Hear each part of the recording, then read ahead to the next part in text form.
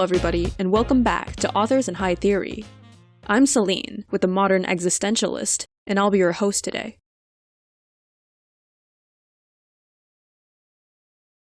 So last time, we laid out Beauvoir's Archetypes of Woman, a logical framework through which we can continue to explore and understand her high theory.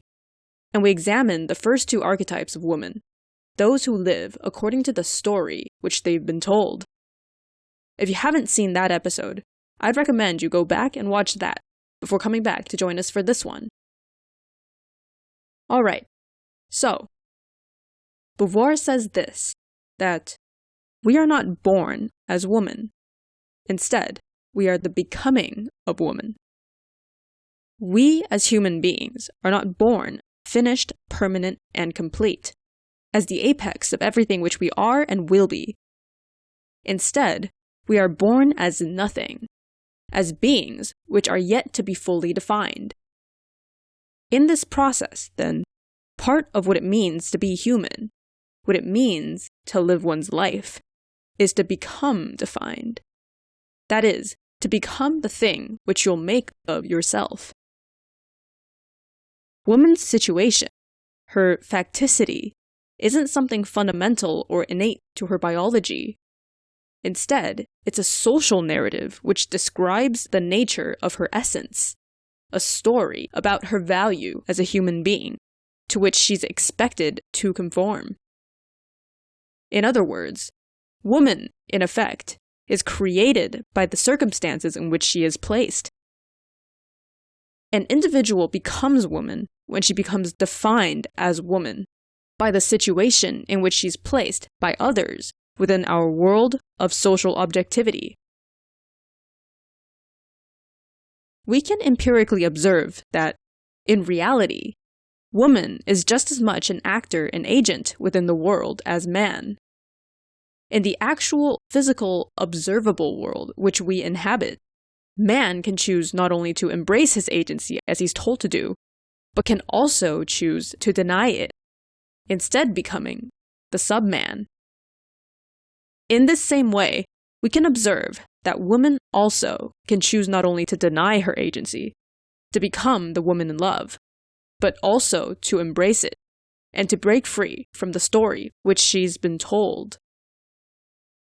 This is the choice which every woman must make, to choose to either be kept and pampered, like a pet, or a doll, like a colorful bird in a gilded cage, or to venture off into the unknown, to forge a new and lonely path into a cold and unforgiving world.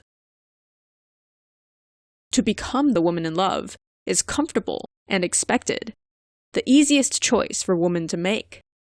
She would be fed and clothed and cared for, after all, in exchange for renouncing her agency. She would never want for anything again, if only she would just agree to surrender her freedom, her personal responsibility, to the adult, to a man. To choose the opposite, after all, to choose to embrace her subject status, would mean that she could become a full and free agent.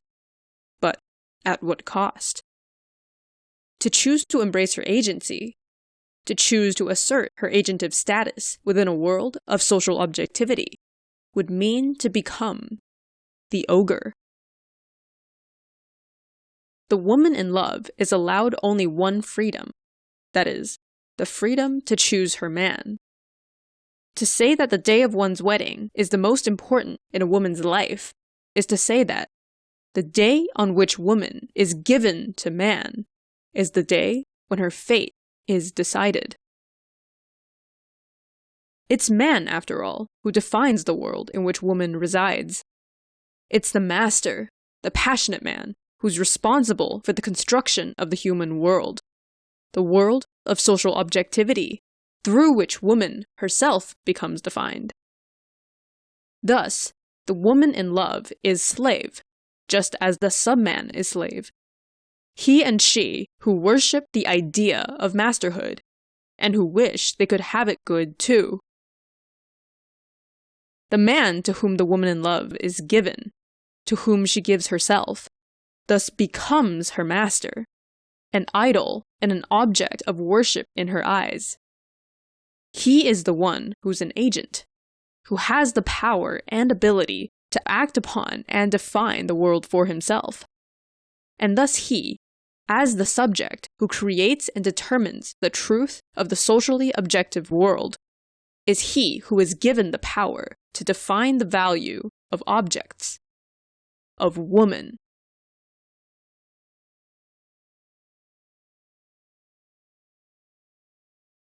Heidegger says this, that the value of an object is found in its utility, in the way in which man makes it valuable to himself. Woman's beauty is itself what forms the foundation of woman's value within the world. Like a pretty ornament or a tropical bird, woman's novel beauty is what captures man's attention, what serves to command his interest and fascination. Woman's beauty is what man values, and thus is what's considered valuable within a world that's created and defined by man, a world of social objectivity. The narcissist is the woman who understands and acknowledges the simple fact of the world. She's the one who knows that man values woman as a doll, as an object of beauty within the world. And yet, at the same time, she's also come to the realization that she is herself not actually just an object, but is instead also subject as well. An agent who possesses the ability to act upon and define the world. The narcissist is the woman who rejects the story that she's been told. That is, that she should become the woman in love, and chooses instead to attempt to forge her own destiny and to carve out her own place in the world. Toward this end, she takes hold of the only tool which she can see within her grasp, that is, her beauty and her status as the doll. And she wields it as a weapon, an extension of her agency. She chooses to use this weapon in order to manipulate and deceive man, not out of hatred or of spite, but instead out of necessity and ambition, misleading him into believing that she continues to be just a doll. After all, if woman did not take full advantage of the value which she's been assigned, then how else could she hope to navigate the reality, the world of social objectivity, to which she's been confined? Woman's agency exists only in relation to her status as an object, as a doll. A woman's beauty is the only aspect of her facticity which she can control, the only avenue through which she's able to take at least some charge over the determination of her own value. After all, if the value of woman's beauty is conferred through the way in which others value it, then the only way in which woman may take charge of her own value is by affecting the way in which she is valued by others. In the mind of the narcissist, woman's beauty is the thing which makes her special, which makes her unique, irreplaceable, and therefore better than all other women. It can be, and very often is the case, that this beauty is a literal beauty. But it doesn't necessarily have to be. To the narcissist, beauty is just simply the thing, whatever that may be, which confers upon her her socially objective value. Because the narcissist knows and understands the power of her beauty to command the gaze of the other, the woman who becomes the narcissist will begin to conflate her specialness with her very sense of self, her essence, and her identity. Because she is valued, she will feel that she possesses value, that she therefore deserves to be valued. She begins to believe that she's entitled to be valued, that she is inherently valuable. In this way, the narcissist begins to take for granted the idea that she should be valued by others, that it's right, good, and therefore true and correct, for her to be regarded as beautiful, and that anyone who would disagree is thus wrong and must be corrected. In becoming convinced in this way, however, of her own inherent value, the narcissist falls victim to a kind of logical trap, becomes ensnared within an argument of bad faith. Only a subject, after all, is capable of conferring subjective value. The narcissist has come to the realization that she is, in fact, an agent, and thus believes herself to have broken free of her fate as the woman in love. In spite of this, however, she continues to play the part of the doll, of an object in the world. In accepting and allowing her beauty to be the thing which forms her sense of self, her essence, and her identity, the narcissist hasn't, in reality, broken free of anything at all. Like the woman in love, she continues to be complicit in her own objectification, and for as long as she continues to play the part of the doll, she will remain at the mercy of the whims of the other.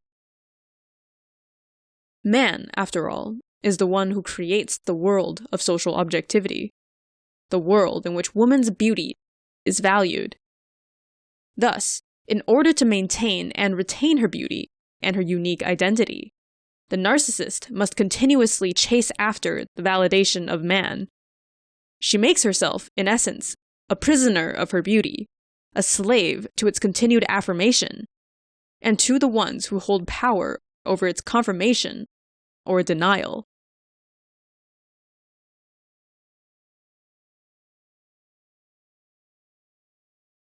If the value of an object is found in its utility, in the way which man makes it valuable to himself, then the mystic is the woman who has no value, or, in other words, the woman whom man believes can't be made valuable to him. The mystic is the woman who possesses no beauty, no means or method by which she's either able or willing to capture man's attention. Being unwilling or unable to play the part of the doll, to resign herself to the fate of being defined by man, the mystic is the woman who's shunned as a beast. She is the one who is at once considered not man, not a subject or an agent within the world, but also considered not woman, not a pretty doll content to sit quietly in her cage. Where the woman in love and the narcissist are both seen by man as woman, as objects of value which can be tamed and made subservient to themselves, the mystic is seen by man as an object which is valueless and untamable, as a monster, an ogre. Man, in effect, has come to believe that the thing which is woman, the essence of femininity, is itself the doll, the possession of a cardinal beauty. Thus, the mystic, as a being which is neither doll nor man, must therefore be some other creature which is neither woman nor man. In this way, the mystic is excluded from the possibility of receiving any kind of social valuation, any validation which comes from being valued by man. And so, she's forced to strike out on her own and to forge her own way ahead. Where, in the Nietzsche, man declares that God is dead, the mystic declares instead that man is dead. Where man, however, in the wake of the death of God, must come to recognize and acknowledge his own nature as subject and agent, as responsible for determining his own fate.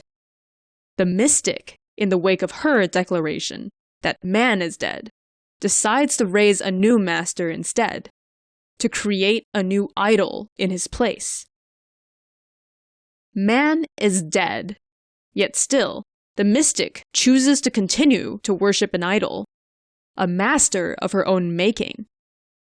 Where the woman in love and the narcissist both are the women who surrendered their agency to man, the mystic is instead the woman who, in being shunned by the world of man, dedicates her agency to her new cause, enslaving herself to her idol. This is the means by which the mystic attempts to make herself valued, where the world of man, the world of social objectivity, denies her an assignment of value. She attempts instead to find new value by means of a serious dedication.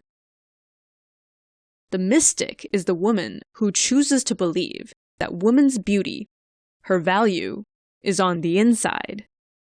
That beauty is carried within one's essence, within one's metaphysical soul. In this way, she makes it possible for herself to believe that she, even in being an ogre, in being someone rejected as valueless by the world of man, can still somehow hold a kind of value, an inherent metaphysical value which stands apart from a social objectivity, independent from the gaze of the other.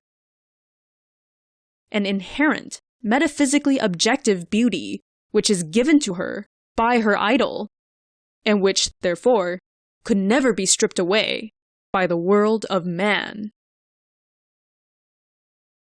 In becoming convinced in this way of her own inherent value, the mystic, too, falls victim to her own logical trap, to her own argument of bad faith. She sees herself as neither man nor doll, but instead as a force of nature, a wild, untamable beast which exists outside the confines of the world of man, as a being which lives free from the constructs of a social objectivity.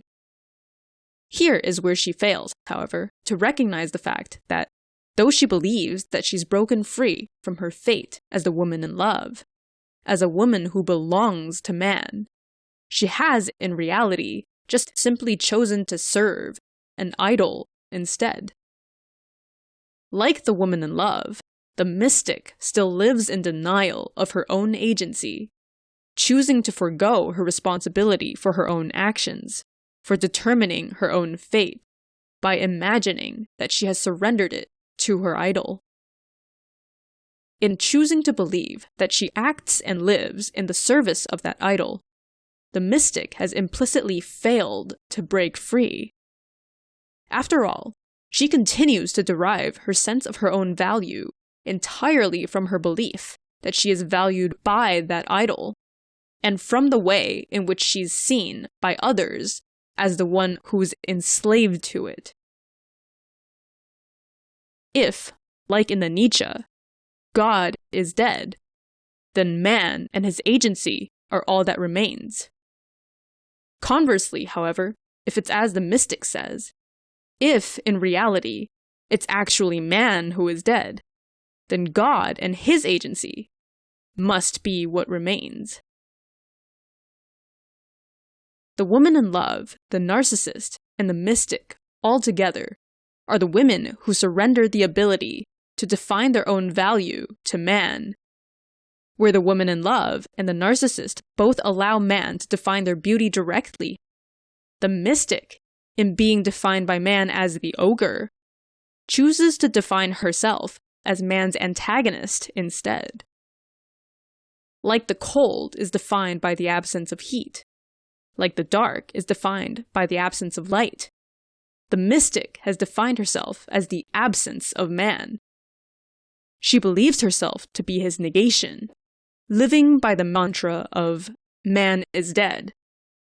She imagines herself as the woman who, instead of being rejected and excluded from the world of man, has actually herself rejected and ascended beyond the world of man, leaving man's definition of beauty behind.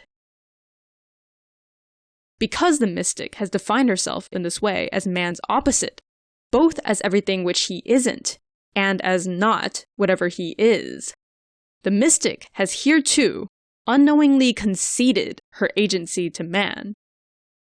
In defining herself as the anti-man, she inadvertently makes herself into something like the shadow which he casts, a shape that's defined by the way which he moves.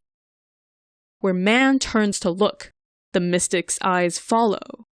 What he praises as good, the mystic calls evil. Wherever man walks, the mystic refuses to go, choosing instead to make her own way off in whatever direction, just as long as it isn't the same as the way that he went. The idol, the god to which the mystic has enslaved herself, can exist only as a function of the death of man, of the rejection of the world of social objectivity, which man has created.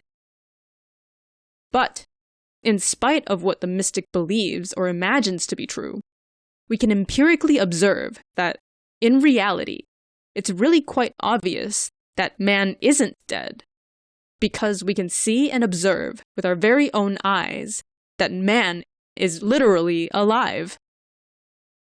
After all, the world of man, the world of social objectivity, is itself the physical world in which we exist and reside, and the world in which we live out our entire lives.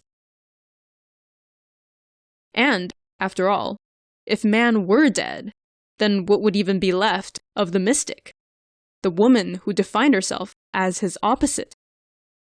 If man no longer exists, then by what metric could the mystic be defined? The mystic is not free, just as the narcissist is not free. After all, while the narcissist makes herself a slave to her beauty's confirmation, the mystic is instead the woman who makes herself a slave to her beauty's denial. And it's man, after all, who creates the world of social objectivity, the world in which woman's beauty is either confirmed or denied.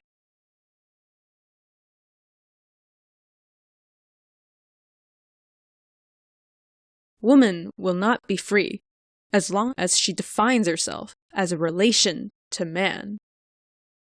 Woman is not free as long as she depends solely upon an other, a master, to provide her with a definition for herself.